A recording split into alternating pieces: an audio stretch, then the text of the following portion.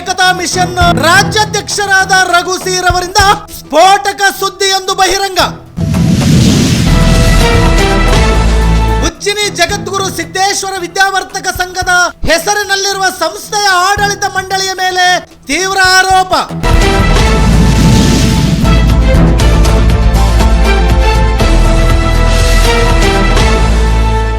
ವೀಕ್ಷಕರೇ, ಭೀಮಾರ್ಮಿ ಭಾರತ ಏಕತಾ ಮಿಷನ್ ರಾಜ್ಯಾಧ್ಯಕ್ಷರಾದ ರಘು ಸೀರವರ ನೇತೃತ್ವದಲ್ಲಿ ರಾಜ್ಯ ಜಿಲ್ಲಾ ಪದಾಧಿಕಾರಿಗಳು ವಿಜಯನಗರ ಪತ್ರಿಕಾ ಭವನದಲ್ಲಿ ಸುದ್ದಿಗೋಷ್ಠಿ ನಡೆಸಿ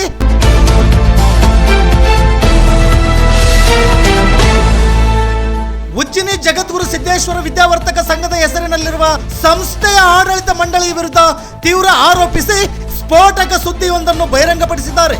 ಬಳ್ಳಾರಿ, ವಿಜಯನಗರ, ದಾವಣಗೆರೆ, ಚಿತ್ರದುರ್ಗ ಸೇರಿದಂತೆ 4 ಜಿಲ್ಲೆಗಳಲ್ಲಿ ಪರಿಶಿಷ್ಟ ಜಾತಿ ಪರಿಶಿಷ್ಟ ಪಂಗಡಕ್ಕೆ ಸೇರಿರುವ ಶ್ರೀ ಉಜ್ಜಿನಿ ಜಗದ್ಗುರು ಸಿದ್ದೇಶ್ವರ ವಿದ್ಯಾವರ್ತಕ ಸಂಘ ಎಂದು ಸ್ಥಾಪಿಸಲಾದ ಸಂಸ್ಥೆಯು ಸುಮಾರು 23 ಪ್ರಾಥಮಿಕ ಶಾಲೆ ಹಾಗೂ 4 ಪ್ರೌಢಶಾಲೆ ಮತ್ತು 1 ಪದವಿ ಪೂರ್ವ ಕಾಲೇಜುಗಳನ್ನು ಹೊಂದಿರುವ ಸಂಸ್ಥೆ ಇದಾಗಿದ್ದು, ಈ ಸಂಸ್ಥೆಯ ನೇಮಕಾತಿಗಳಲ್ಲಿ ಸರ್ಕಾರದಿಂದ ಈ ಸಂಸ್ಥೆಗೆ ದೊರೆತಿರುವ ಎಲ್ಲ ಅನುದಾನಗಳನ್ನು ದುರ್ಬಳಕೆ ಮಾಡಿ ಸರ್ಕಾರಕ್ಕೆ ಮತ್ತು ಪರಿಶಿಷ್ಟ ಜಾತಿ ಪರಿಶಿಷ್ಟ ಜನಾಂಗದ ಅಲ್ಲಿನ ವಿದ್ಯಾರ್ಥಿಗಳಿಗೆ ಆ ಶಿಕ್ಷಣ ಸಂಸ್ಥೆಗಳಲ್ಲಿ ನಿರಂತರವಾಗಿ ಕಾರ್ಯನಿರ್ವಹಿಸುತ್ತಿರುವ ಶಿಕ್ಷಕರಿಗೆ ವಿವಿಧ ರೀತಿಯ ಮೋಸ ವಂಚನೆ ಮಾಡಿಕೊಂಡು ಬಂದಿದೆ ಎಂದು ಭೀಮಾರ್ಮಿ ರಾಜ್ಯಾಧ್ಯಕ್ಷ ರಘು ಸೀರವರು ತೀವ್ರವಾಗಿ ಆರೋಪಿಸಿದ್ದಾರೆ.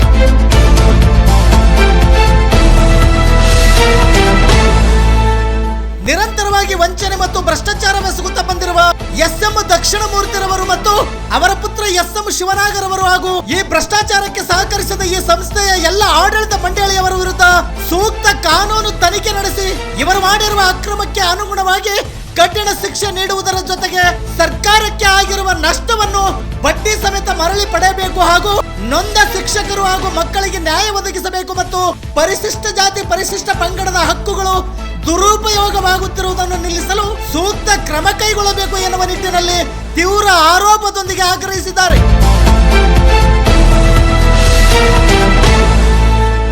ಬಳ್ಳಾರಿ, ವಿಜಯನಗರ, ಚಿತ್ರದುರ್ಗ ಹಾಗೂ ದಾವಣಗೆರೆ ಜಿಲ್ಲೆಗಳಲ್ಲಿ ಲಿಂಗಾಯತ ಜಾತಿಗೆ ಸೇರಿದ ಎಸ್.ಎಂ. ದಕ್ಷಿಣಮೂರ್ತಿ ಮತ್ತು ಎಸ್.ಎಂ. ಶಿವನಾಗ ಎನ್ನುವವರು 1985ರಿಂದ ಇಲ್ಲಿಯವರೆಗೆ ಪರಿಶಿಷ್ಟರ ಹೆಸರಿನಲ್ಲಿ ಶಿಕ್ಷಣ ಸಂಸ್ಥೆಗಳನ್ನು ತೆರೆದು ನಕಲಿ ದಾಖಲೆಗಳನ್ನು ಸೃಷ್ಟಿಸಿ ಸರ್ಕಾರದ ಎಲ್ಲ ಅನುದಾನಗಳನ್ನು ಪಡೆದು ಯಾವುದೇ ಶಾಲೆಗಳ ಅಭಿವೃದ್ಧಿ ಪಡಿಸದೆ ಕೋಟಿ ಕೋಟಿ ಹಣವನ್ನು ಲಪಟಾಯಿಸಿದ್ದಾರೆ ಎನ್ನುವ ತೀವ್ರ ಆರೋಪದ ಸುದ್ದಿಯೊಂದನ್ನು ಭೀಮಾರ್ಮಿ ಪದಾಧಿಕಾರಿಗಳು ಬಹಿರಂಗಪಡಿಸಿರುವುದು ನಿಜಕ್ಕೂ ನಿಮಗೆ ಆಶ್ಚರ್ಯವಾಗಬಹುದು.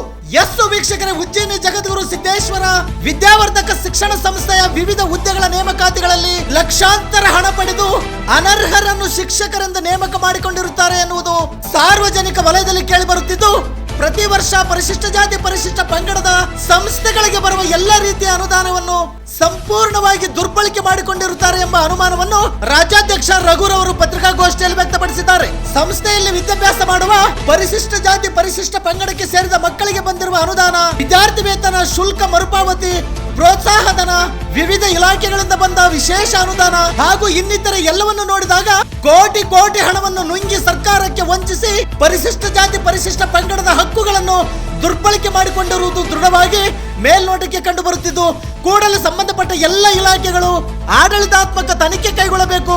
ಇದಕ್ಕಾಗಿ ಸಂಬಂಧಿಸಿದ ಎಲ್ಲ ಇಲಾಖೆಗಳಿಗೆ 1 ವಾರದ ಗಡುವು ಕೊಡುತ್ತಿದ್ದೇವೆ.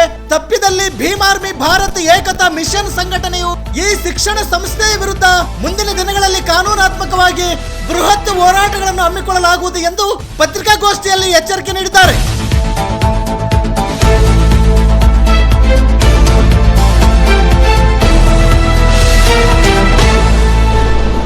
ಬಳ್ಳಾರಿ ಜಿಲ್ಲೆಯಲ್ಲಿ 1981ರಲ್ಲಿ ಒಂದು ಶಿಕ್ಷಣ ಸಂಸ್ಥೆ ಕಾರ್ಯರೂಪಕ್ಕೆ ಬರುತ್ತದೆ. ಅದರ ಹೆಸರು ನಿಮ್ನ ವರ್ಗಗಳ ವಿದ್ಯಾವರ್ಧಕ ಸಂಘ ಅಂತೇಳಿ.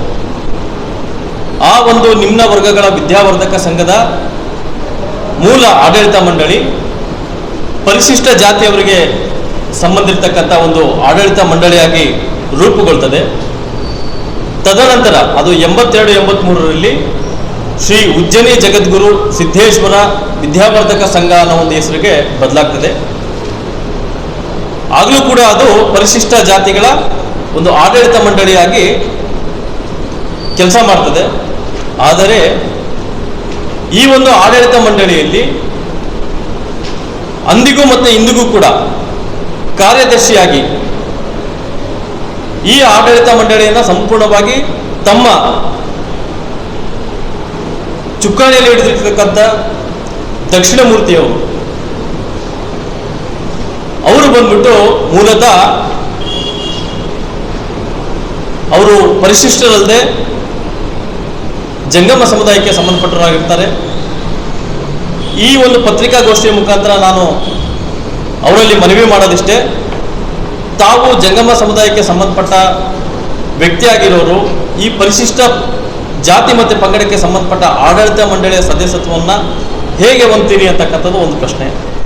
ಅದಕ್ಕೂ ಹೆಚ್ಚಿನದಾಗಿ ಅವರು ಸಂಪೂರ್ಣವಾಗಿ ಈ ಒಂದು ವ್ಯವಸ್ಥೆಯನ್ನು ತಮ್ಮ ಹತೋಟಿಯಲ್ಲಿ ಹಿಡ್ಕೊಂಡು ಇಲ್ಲಿವರೆಗೂ ಕೂಡ ಸರ್ಕಾರದ ಎಲ್ಲ ನಿಯಮಾವಳಿಗಳನ್ನು ಗಾಳಿಗೆ ತೂರಿ ನೇಮಕಾತಿಗಳಲ್ಲಿ, ಅನುದಾನದ ಬಳಕೆಗಳಲ್ಲಿ, ಶಿಕ್ಷಣ ಶಾಲಾ ಕಟ್ಟಡ ಆಗಿರ್ಬೋದು, ವಿದ್ಯಾರ್ಥಿಗಳಿಗೆ ಬೇಕಾಗಿರ್ತಕ್ಕಂಥ ಅನುಕೂಲಗಳಾಗಿರ್ಬೋದು, ಮತ್ತು ಯಾವುದೇ ಒಂದು ವ್ಯವಸ್ಥೆಯನ್ನು ಸಂಪೂರ್ಣವಾಗಿ ಸುಸಜ್ಜಿತವಾಗಿ ಯಾವುದೋ ಆಯೋಜನೆ ಮಾಡದಂತೆ ಕೈಗೊಳ್ಳದೆ ಸಂಪೂರ್ಣವಾಗಿ ಅಂದಿನಿಂದ ಇಲ್ಲಿವರೆಗೂ ಕೂಡ ಅನುದಾನಿತವಾಗಿರೋದ್ರಿಂದ ಆ ಒಂದು ಸಂಸ್ಥೆ ಅನುದಾನಕ್ಕೆ ಒಳಪಟ್ಟಿರ್ತಕ್ಕಂಥ ಸಂಸ್ಥೆಗೆ ಸರ್ಕಾರದಿಂದ ಬಂದಿರತಕ್ಕಂಥ ಎಲ್ಲ ಅನುದಾನವನ್ನು ಸಂಪೂರ್ಣವಾಗಿ ತಮ್ಮ ಸ್ವ ಇಚ್ಛಾಶಕ್ತಿಯಾಗಿ ತಮ್ಮ ಸ್ವಂತಕ್ಕೆ ಉಪಯೋಗಿಸ್ಕೊಂಡಿರ್ತಕ್ಕಂಥ ಒಂದಿಷ್ಟು ಮಾಹಿತಿಗಳು ದಾಖಲೆ ಸಮೇತ ನಮ್ಮ ಹತ್ರ ಒಂದಿಷ್ಟು ಲಭ್ಯವಿದ್ದಾವೆ.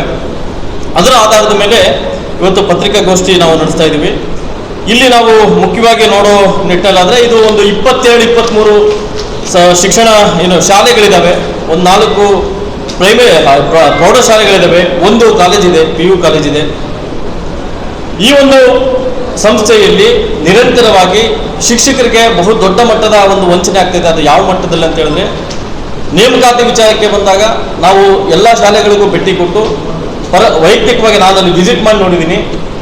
ಯಾವ ಶಾಲೆಯಲ್ಲೂ ಕೂಡ ಉನ್ನತ ಮಟ್ಟದ ವಿದ್ಯೆಯನ್ನು ಹೇಳ್ಕೊಡ್ತಕ್ಕಂಥ ಶಿಕ್ಷಕರ ನೇಮಕಾತಿಗಳಾಗಿಲ್ಲ. ಶಿಕ್ಷಕರ ನೇಮಕಾತಿಗಳಲ್ಲಿ ಪೂರ್ತಿ ಗೊಂದಲಗಳಿದ್ದಾವೆ ಮತ್ತು ಡೌಟ್ಸ್ ಇದ್ದಾವೆ. ಇದು ಕೂಡ ನಮಗೆ ತಿಳಿದು ಬಂದಿರತಕ್ಕಂಥ ವಿಷಯ.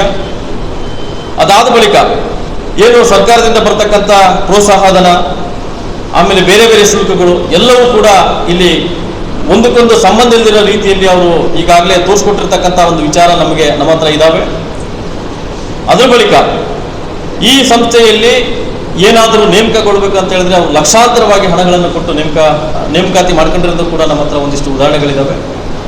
ಅದರ ಬಳಿಕ ಟ್ರಾನ್ಸ್ಫರ್ಗೆ ಬಂದಿರತಕ್ಕಂಥ ವಿಚಾರ ಬಂದಾಗ ಅವರು ಸಾವಿರಾರು ರೂಪಾಯಿನ ಬಡ ಶಿಕ್ಷಕರ ಹತ್ರ ತಗೊಂಡು ಟ್ರಾನ್ಸ್ಫರ್ ಮಾಡ್ತಕ್ಕಂಥದ್ದು, ವರ್ಗಾವಣೆ, ನೇಮಕಾತಿ, ಹೀಗೆ 10 ಹಲವು ವಿಷಯಗಳಲ್ಲಿ ಅವರು ಕೇವಲ ದುಡ್ಡಿಗೆ ಮಾನ್ಯತೆ ಕೊಡ್ತಕ್ಕಂಥ ಒಂದು ಸಂಗತಿಗಳು ಈಗಾಗಲೇ ಬೆಳಕಿಗೆ ಬಂದಿದ್ದಾವೆ. ಅದ್ರ ಜೊತೆಗೆ ಈಗ ನಾವು ಇದಕ್ಕೆ ಸಂಬಂಧಪಟ್ಟಂಗೆ ಏನು ಕಲಬುರಗಿಯಲ್ಲಿರ್ತಕ್ಕಂಥ ಶಿಕ್ಷಣ ಸಂಸ್ಥೆಯ ಕಮಿಷನರ್ ಸಾಹೇಬರಿಗೂ ಕೂಡ ನಾವು ಮಾತಾಡಿದ್ದೀವಿ. ಯಾವುದೇ ಅವ್ರ ಕಡೆಯಿಂದ ನಮಗೆ ಒಂದು ಪಾಸಿಟಿವ್ ರೆಸ್ಪಾನ್ಸ್ ಸಿಕ್ಕಿಲ್ಲ. ಈ ಒಂದು ಸಂಸ್ಥೆಯ ವಿರುದ್ಧ ಯಾವುದೇ ಕಾನೂನಾತ್ಮಕ ತಂಡ ರಚನೆ ಮಾಡಿ ಕ್ರಮವನ್ನು ಕೈಗೊಳ್ತಕ್ಕಂಥ ಅಥವಾ ಒಂದು ಸಮಿತಿ ರಚನೆ ಮಾಡಿ ಒಂದಿಷ್ಟು ಮಾಹಿತಿನ ಕಲೆಕ್ಟ್ ಮಾಡ್ತಕ್ಕಂಥ ಯಾವುದೇ ಒಂದು ಪ್ರಕ್ರಿಯೆಗಳು ಕೂಡ ಇಲ್ಲಿವರೆಗೂ ನಮ್ಗೆ ಕಂಡು ಬಂದಿಲ್ಲ. ಆ ಒಂದು ಕಾರಣಕ್ಕಾಗಿ ನಾವು ಇವತ್ತು ವಿಜಯನಗರ ಜಿಲ್ಲೆಯಲ್ಲಿ ಹೊಸಪೇಟೆ ತಾಲೂಕಿನಲ್ಲಿ ನಾವು ಇವತ್ತು ಪತ್ರಿಕಾಗೋಷ್ಠಿ ಮಾಡ್ತಾ ಇದ್ದೀವಿ. ಬಹುಮುಖ್ಯವಾಗಿ ಕಾರಣ ಏನಪ್ಪಾ ಅಂತ ಹೇಳಿದ್ರೆ, ಈ ಒಂದು ಸಂಸ್ಥೆಯ ಹೆಚ್ಚಿನ ಮಟ್ಟದ ಶಾಲೆಗಳು ಈ ಒಂದು ವಿಜಯನಗರದಲ್ಲಿ ಇರೋದ್ರಿಂದ ನಾವು ಈ ಒಂದು ವಿಜಯನಗರ ಭಾಗವನ್ನು ಆಯ್ಕೆ ಮಾಡಿದ್ವಿ. ಇಲ್ಲಿಂದ ನಾವು ತಮ್ಮ ಎಲ್ಲ ಮಾಧ್ಯಮ ಮಿತ್ರರ ಮೂಲಕ ನಾವು ಒಂದು ಯಾವೆಲ್ಲ ಸಂಬಂಧಪಟ್ಟ ಇಲಾಖೆಗಳು ಬರ್ತಾವೋ ಆ ಎಲ್ಲ ಸಂಬಂಧಪಟ್ಟ ಇಲಾಖೆಗಳಿಗೆ ನೇರವಾಗಿ ನಾವು ಎಚ್ಚರಿಸ್ತಾ ಇದ್ದೀವಿ. 1 ವಾರದ ಒಳಗೆ ತಾವೇನಾದರೂ ಕಾನೂನಾತ್ಮಕ ಬಳ್ಳಾರಿಯಲ್ಲಿ ಬೃಹತ್ ಹೋರಾಟವನ್ನು ಧರಣಿ ಸತ್ಯಾಗ್ರಹವನ್ನು ಹಮ್ಮಿಕೊಳ್ತಾ ಇದ್ದೀವಿ ಅಂತಕ್ಕಂಥದ್ದು ನಾವಿವತ್ತು ನಿಮ್ಮ ಮೂಲಕ ನಾವು ಎಲ್ರಿಗೂ ತಿಳಿಸ್ಕೊಡಕ್ಕೆ ಇಷ್ಟಪಡ್ತೀವಿ. ಈ ಒಂದು ಅವ್ಯವಸ್ಥೆಯ ವಿರುದ್ಧವಾಗಿ, ಈ ಒಂದು ಅಕ್ರಮದ ವಿರುದ್ಧವಾಗಿ ನಾವು ಮುಂಚೆ ಒಂದು 6 ತಿಂಗಳಿಂದ ಕೆಲಸ ಮಾಡ್ತಾ ಇದ್ದೀವಿ. ನಮ್ಮ ಹತ್ರ ಒಂದಿಷ್ಟು ಫಾರ್ ಎಕ್ಸಾಂಪಲ್ಗೆ ನಿಮ್ಮ ಮುಂದೆ ತೋರ್ಸೋಕ್ಕೆ ಒಂದಿಷ್ಟು ಪೇಪರ್ಗಳಿದ್ದಾವೆ ನೋಡಿ. ಯಾವ ಮಟ್ಟದಲ್ಲಿ ಈ ಒಂದು ಸಂಸ್ಥೆಯಲ್ಲಿ ಏನು ನಡೀತದೆ ಅನ್ನೋಕ್ಕೆ ನಾವೊಂದಿಷ್ಟು ಉದಾಹರಣೆಯಾಗಿ ತಮ್ಮ ಮುಂದೆ ಒಂದಿಷ್ಟು ಸಾಕ್ಷಿಗಳನ್ನು ಒದಗಿಸ್ತೇವೆ. ತಾವು ಗಮನಿಸ್ಬೋದು, ಇದು ಒಂದು ಸಂಸ್ಥೆಯ ಆಡಳಿತ ಮಂಡಳಿಯ ಸದಸ್ಯತ್ವದ ಪಟ್ಟಿ. ಇದರಲ್ಲಿ ಇದೇ ಸಂಸ್ಥೆಯಲ್ಲಿ ಕೆಲಸ ಮಾಡ್ತಕ್ಕಂಥ ಶಿಕ್ಷಕರ ಕೂಡ ಸದಸ್ಯತ್ವ ಇದೆ. ಆ ಶಿಕ್ಷಕರು ಕೆಲವರು ರಿಟೈರ್ಡ್ ಆಗಿದ್ದಾರೆ. ಅವರು ತಮ್ಮ ಧರ್ಮಪತ್ನಿಯರನ್ನು ಈ ಸಂಸ್ಥೆಯ ಅಧ್ಯಕ್ಷರನ್ನಾಗಿ ಮಾಡಿದ್ದಾರೆ. ಅದೇ ಸಂಸ್ಥೆಯ ಶಿಕ್ಷಕರ ಮತ್ತೊಬ್ಬ ಶಿಕ್ಷಕರ ಧರ್ಮಪತ್ನಿಯರನ್ನು ಈ ಒಂದು ಸಂಸ್ಥೆಯ ಆಡಳಿತ ಮಂಡಳಿಗೆ ಸದಸ್ಯತ್ವವನ್ನಾಗಿ ನೇಮಕ ಮಾಡಿದ್ದಾರೆ. ಈ ಶಿಕ್ಷಕರು ಕೂಡ ಅದರಲ್ಲಿ ಸದಸ್ಯತ್ವವನ್ನು ವಹಿಸ್ಕೊಂಡಿದ್ದಾರೆ.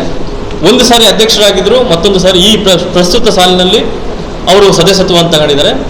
ಇಲ್ಲಿ ಬಹುಮುಖ್ಯವಾಗಿ ನಾವು ಗಮನಿಸಬೇಕಾದಂಥ ಒಂದು ವಿಷಯ ಏನಪ್ಪ ಅಂತ ಹೇಳಿದ್ರೆ, ಶಿಕ್ಷಕರು 2022-23ನೇ ಸಾಲಿನಲ್ಲಿ ಅವರ ವೃತ್ತಿಯನ್ನು ಶಿಕ್ಷಕರು ಅಂತ ತಾವೇ ಘೋಷಣೆ ಮಾಡ್ಕೊಂಡಿದ್ದಾರೆ.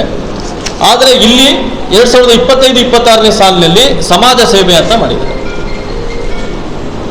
ಹಾಗಾಗಿ ಒಂದೇ ಸಂಸ್ಥೆಯಲ್ಲಿ ಕೆಲಸ ಮಾಡ್ತಕ್ಕಂಥವ್ರು ಹೆಂಗೆ ಸದಸ್ಯತ್ವವನ್ನು ಪಡ್ಕೊಳ್ಳೋಕೆ ಸಾಧ್ಯ ಅಂತಕ್ಕಂಥದ್ದು ಕೂಡ ನಮ್ಮ ಮುಂದೆ ಇರ್ತಕ್ಕಂಥ ಪ್ರಶ್ನೆ. ಇವೆಲ್ಲವೂ ಕೂಡ ನಮಗೆ ಸಿಕ್ಕಿರ್ತಕ್ಕಂಥ ಮಾಹಿತಿ ಆಧಾರದ ಮೇಲೆ ಮತ್ತು ಏನು ನಮಗೆ ಬಂದಿರತಕ್ಕಂಥ ಮಾಹಿತಿ ಆಧಾರದ ಮೇಲೆ ನಾವು ತಮ್ಮ ಮುಂದೆ ಇದನ್ನು ಸವಿಸ್ತಾರವಾಗಿ ಹೇಳಿದ್ದೀವಿ ಅಂತ ನಾವು ಅಂದ್ಕೊಳ್ತಾ ಇದ್ದೀವಿ. ಈ ಒಂದು ವಿಚಾರಕ್ಕೆ ಸಂಬಂಧಪಟ್ಟ ಹಾಗೆ ಬಳ್ಳಾರಿ ಜಿಲ್ಲೆಯ ಶಿಕ್ಷಣ ಇಲಾಖೆ ಆಗಿರ್ಬೋದು, ವಿಜಯನಗರ ಜಿಲ್ಲೆಯ ಶಿಕ್ಷಣ ಇಲಾಖೆ ಆಗಿರ್ಬೋದು, ಮತ್ತು ಈ ಒಂದು ಶಿಕ್ಷಣ ಸಂಸ್ಥೆಗೆ ಮತ್ತು ಈ ಒಂದು SC/ST ಹಕ್ಕನ್ನು ದುರುಪಯೋಗ ಪಡಿಸ್ಕೊಳ್ತಕ್ಕಂಥ ನಿಟ್ಟಿನಲ್ಲಿ ನಡೀತಕ್ಕಂಥ ಈ ಒಂದು ಪ್ರಕ್ರಿಯೆಗೆ ಸಂಬಂಧಪಟ್ಟ ಎಲ್ಲ ಇಲಾಖೆಗಳಿಗೂ ಕೂಡ ತಾವು ಮನವಿ ಮಾಡ್ತಾ ಇದ್ದೀವಿ, ಜೊತೆಗೆ ಎಚ್ಚರಿಸ್ತಾ ಇದ್ದೀವಿ. ನೀವೇನಾದರೂ ಕಾರ್ಯರೂಪಕ್ಕೆ ಬರೋದರಲ್ಲಿ ತಡವಾದರೆ ನಾವು ಖಂಡಿತವಾಗಲೂ ಎಲ್ಲ ವಿವಿಧ ಇಲಾಖೆಯ ಎಲ್ಲ ಅಧಿಕಾರಿಗಳ ವಿರುದ್ಧ ಕಾನೂನಾತ್ಮಕವಾಗಿ ಹೋರಾಟವನ್ನು ಕೈಗೊಳ್ತೇವೆ. ನಂತರ ಬಹುಮುಖ್ಯವಾಗಿ ದಕ್ಷಿಣಮೂರ್ತಿ ಮತ್ತು ಇತ್ತೀಚೆಗೆ ಈ ಒಂದು ವರ್ಷದಲ್ಲಿ ಅವರ ಮಗನಾಗಿರ್ತಕ್ಕಂಥ ಏನು ಶಿವನಾಗ ಅಂತಕ್ಕಂಥ ವ್ಯಕ್ತಿ ಕೂಡ ಕಾರ್ಯದರ್ಶಿಯಾಗಿ ಇದಕ್ಕೆ ಇದ್ದಾರೆ. ನಮಗೆ ಒಂದಿಷ್ಟು ಮೂಲಗಳ ಪ್ರಕಾರ ಬಂದಿರತಕ್ಕಂಥ ಮಾಹಿತಿ, ಅವರು ಮೂಲತಃ ಜಂಗಮ ಸಮುದಾಯದಿಂದ ಬಂದಿರತಕ್ಕಂಥವ್ರು. ಹಾಗಾಗಿ ಒಂದು ವೇಳೆ ಅವರು ಏನಾದರೂ ಈ ಥರದ ದಾಖಲೆಗಳನ್ನು ಬೇರೆ ಬೇರೆ ಸುಳ್ಳು ಮಾಹಿತಿಯನ್ನು ಕೊಟ್ಟು ಪಡೆದುಕೊಂಡಿದ್ದಾಗಿದ್ದಲ್ಲಿ ಅವ್ರ ಮೇಲೆ ಸೂಕ್ತ ಕಾನೂನು ಕ್ರಮ ಕೂಡ ನಾವು ಕೈಗೊಳ್ತೇವೆ. ಇಷ್ಟು ವಿಚಾರವಿದೆ. ಈ ಒಂದು ವಿಚಾರವನ್ನು ನಾನು ತಮ್ಮ ಮುಂದೆ ಸವಿಸ್ತಾರವಾಗಿ ಪ್ರಸ್ತುತಪಡಿಸಿದ್ದೀನಿ. ಸುಮಾರು ಒಂದಿಷ್ಟು ಕೋಟಿಗಳ ಗಟ್ಟಲೆ ಇರ್ತಕ್ಕಂಥ ಪ್ರಾಪರ್ಟಿ ಈ ಒಂದು ಸಂಸ್ಥೆ ಹೊಂದಿದೆ. ನಾನು ಈ ಮೂಲಕ ಸರ್ಕಾರಕ್ಕೆ ಮನವಿ ಮಾಡ್ಕೊಳ್ಳೋದೇನಪ್ಪ ಅಂತ ಹೇಳಿದ್ರೆ, ಇದರಲ್ಲಿ ಲೋಪದೋಷಗಳು ಇದ್ದಾವೆ. ಈ ಒಂದು ಲೋಪದೋಷಗಳನ್ನು ನೀವು ಕಾನೂನಾತ್ಮಕವಾಗಿ ಕಂಡುಕೊಂಡಿದ್ದೇ ಆದಲ್ಲಿ ಈ ಒಂದು ಸಂಸ್ಥೆಯನ್ನು ಸರ್ಕಾರ ಮುಟ್ಗೋಲಾಗಬೇಕು. ಸರ್ಕಾರವೇ ಈ ಒಂದು ಸಂಸ್ಥೆಯನ್ನು ತಮ್ಮ ಅಧೀನದಲ್ಲಿ ತಗೊಂಡು ನಡ್ಸ್ಕೊಂಡು ಹೋಗ್ತಕ್ಕಂಥ ರೀತಿಯಲ್ಲಿ ಕಾರ್ಯಚಟುವಟಿಕೆಗೆ ಬರಬೇಕು ಅಂತ ನಾನು ಮಾನ್ಯ ಮುಖ್ಯಮಂತ್ರಿಗಳಲ್ಲಿ ಮತ್ತು ಸಂಬಂಧಪಟ್ಟ ಶಿಕ್ಷಣ ಮಂತ್ರಿಗಳಲ್ಲಿ ಎಲ್ಲ ಬೇರೆ ಬೇರೆ ವಿವಿಧ ಇಲಾಖಾ ಮಂತ್ರಿಗಳು ಮತ್ತು ಅಧಿಕಾರಿಗಳಲ್ಲಿ ನಾನು ಕೇಳ್ಕೊಳ್ತಾ ಇದ್ದೀನಿ. ಈ ಒಂದು ವಿಚಾರವನ್ನು ಇಟ್ಕೊಂಡು ಇವತ್ತು ನಾವು ಪತ್ರಿಕಾಗೋಷ್ಠಿ ಕರೆದಿದ್ವಿ.